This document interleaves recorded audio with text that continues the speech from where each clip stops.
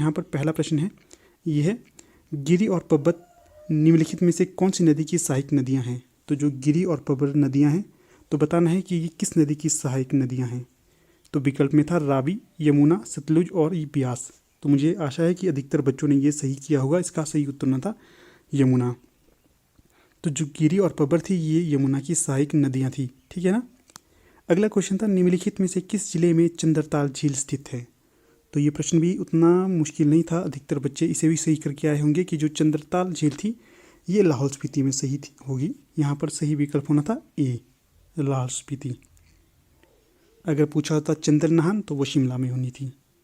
वैसे भी इसमें कंफ्यूज होने की कोई बात नहीं थी। जो चंद्रताल और चंद्रनहान में बच्चे कंफ्यूज होते हैं तो यहाँ पर शिमला कहीं नहीं दिया था, तो इसका सही उत्तर होना था लाहौल स्पीति। अगला क्वेश्चन है, हिमाचल प्रदेश में पशु चिकित्सालय महाविद्यालय कहाँ पर स्थित है। तो जो हिमाचल प्रदेश में चिकित्सा महाविद्यालय है ये बताना है कि किस जगह में स्थित है। तो ये हो जाएगा आपके पालमपुर में। यहाँ पर सही विकल्प बी हो जाएगा। अगला क्वेश्चन है, निम्न में से कौन सा मानव निर्मित कृत्रिम झील है। तो जो मानव निर्मित झील है तो यहाँ पर सही विकल्प हो जाना था विकल्प बी, गोविंद सागर झील। तो जो गोविंद सागर है ये मानव निर्मित या कृत्रिम झील है, अर्थात सबसे बड़ी कृत्रिम झील है गोविंद सागर। सही विकल्प यहाँ पर बी हो जाएगा। तो ये प्रश्न भी हमने अपने जो पीछे हम डिस्कस करते थे संडे को जो भी एग्जाम होता था उनमें हमने ये सभी प्रश्न डिस्कस किए थे और ये प्रश्न भी वहाँ से रिपीटेड है। अगर आपने देखा होगा तो अवश्य आपको इसका लाभ मिला होगा।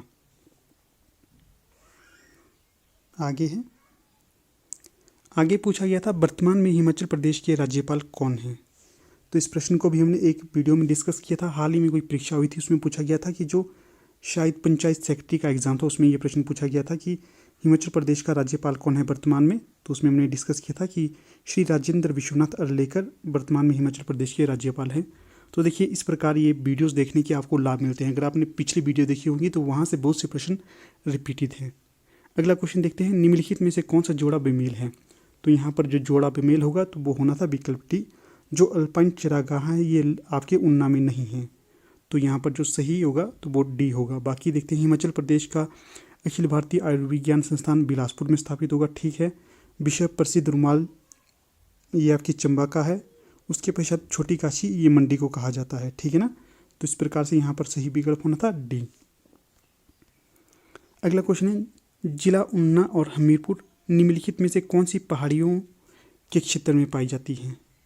तो यहाँ पर सही विकल्प हो जाएगा विकल्प सी, शिवालिक। जो उन्ना और हमीरपुर है ये शिवालिक क्षेत्र में पाए जाते हैं यहाँ पर शिवालिक पहाड़ियाँ पाई जाती है, ये सही विकल्प हो जाएगा। अगला क्वेश्चन है 77, इजी प्रश्न है दोस्तों ये भी।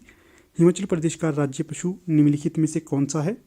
तो जो राज्य पशु होना था तो वो विकल्प डी होना था, बर्फानी तेंदुआ हिमाचल प्रदेश का राज्य पशु होगा। डी सही विकल्प होगा यहाँ पर।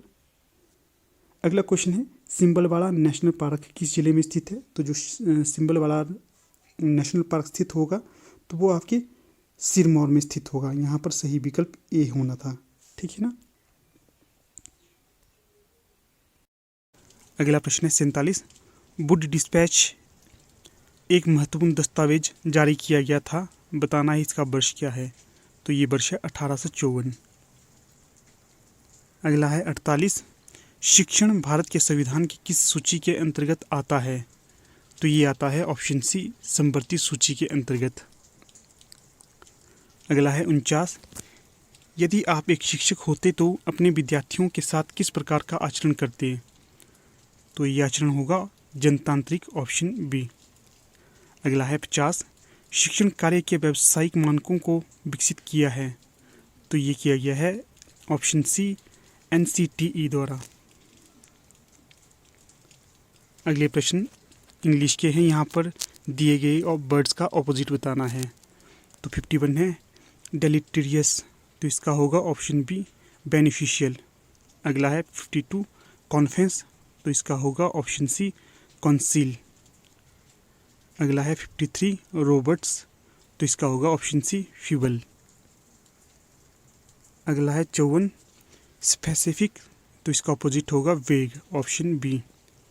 अगला है 55 एजिटेटेड, तो इसका होगा ऑपोजिट, ऑप्शन बी, काम अर्थात शांत। अगला है 56 से 60 तक करेक्ट स्पेलिंग बतानी है वर्ड्स की। तो जो यहाँ पर करेक्ट होगी 56 की ये होगी ऑप्शन ए, 57 की होगी ऑप्शन बी, 58 की होगी ऑप्शन बी, 59 की होगी ऑप्शन ए और 60 की होगी ऑप्शन ए। अगला है 61 से 65 तक मोस्ट एप्रोप्रिएट वर्ड को बताना है ब्लैक स्थान पे।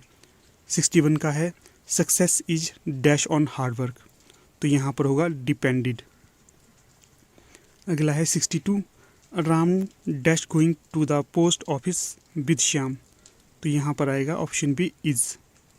अगला है 63 I was delighted dash your success, तो यहाँ पर आएगा ऑप्शन ए एट। अगला है 64 I dash studying since morning, तो यहाँ पर आएगा ऑप्शन डी हैव बीन। अगला है 65 दे डैश नॉट नो मी, तो यहाँ पर आएगा डू ऑप्शन बी। तो आगे HVGK के प्रश्न स्टार्ट हो जाते हैं। तो HVGK का पहला प्रश्न है 66 महाभारत के अनुसार किसने 1400 BC के दौरान कटोच राजतंत्र की नींव रखी थी, तो ये रखी थी ऑप्शन बी सुशर्मा चंद्र ने। अगला है 67 निम्नलिखित में से कौन सा स्थान प्राचीन काल में जगसुक की राजधानी रहा, तो ये है ऑप्शन ए कुलूटा। अगला है 68 हिमाचल प्रदेश किस वर्ष संघ शासित प्रदेश बना था, तो ये बना था ऑप्शन डी 1956 में। अगला है 69 हिमाचल प्रदेश का सर्वाधिक सूखा स्थान कौन सा है, तो ये है स्पीति ऑप्शन सी। अगला है 70 हिमाचल प्रदेश के पश्चिम में स्थित राज्य है, तो ये है पंजाब ऑप्शन सी। अगला है 71 हिमाचल प्रदेश में मानव निर्मित सबसे बड़ी प्राकृतिक झील है, तो ये है गोविंद सागर ऑप्शन डी। अगला है 72 वैदिक काल में चीनाब नदी को जाना जाता था, तो जो यहाँ पर नाम दिए गए हैं इनमें से कोई नाम नहीं है, ऑप्शन डी सही जवाब होगा। अगला है 73 चोलांग चोटी अवस्थित है, तो ये है ऑप्शन सी में अर्थात धौलाधार पर्वत श्रेणी में।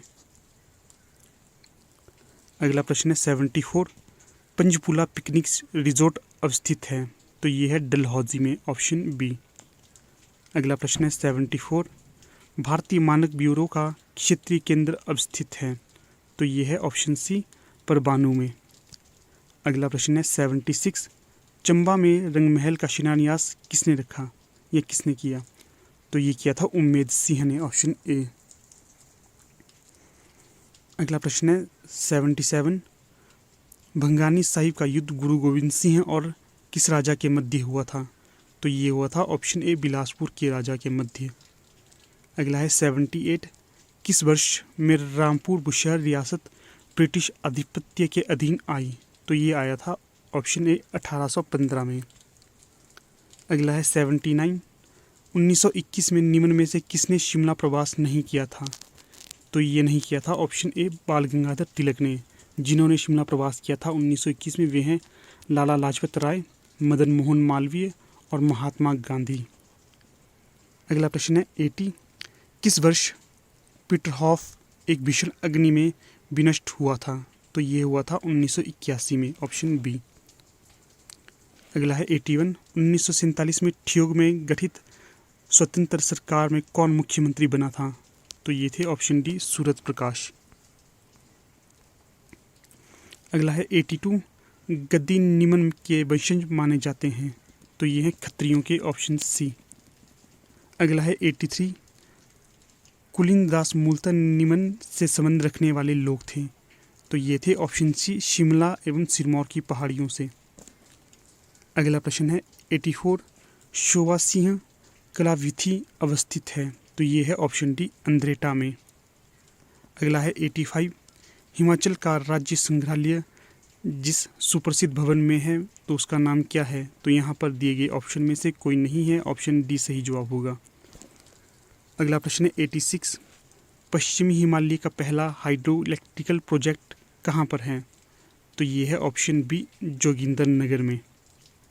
अगला क्वेश्चन है 87 हिमाचल प्रदेश का सर्वाधिक सेब उत्पादक जिला कौन सा है, तो ये है शिमला ऑप्शन सी।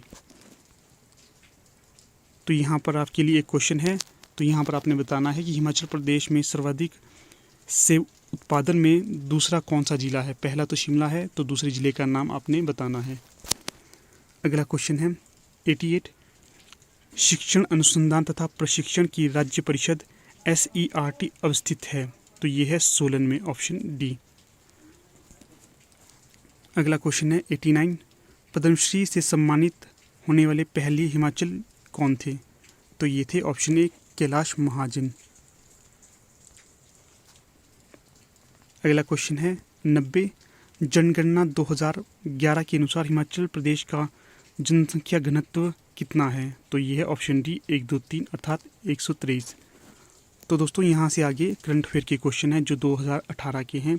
तो मुझे लगता है ये आपके प्रश्न में नहीं पूछे जाएंगे, तो इन्हें हम स्किप कर देते हैं।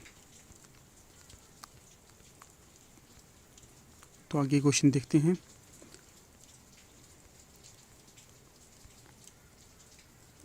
तो इन्हें हमने पिछले कल कर दिया था, आगे देखते हैं।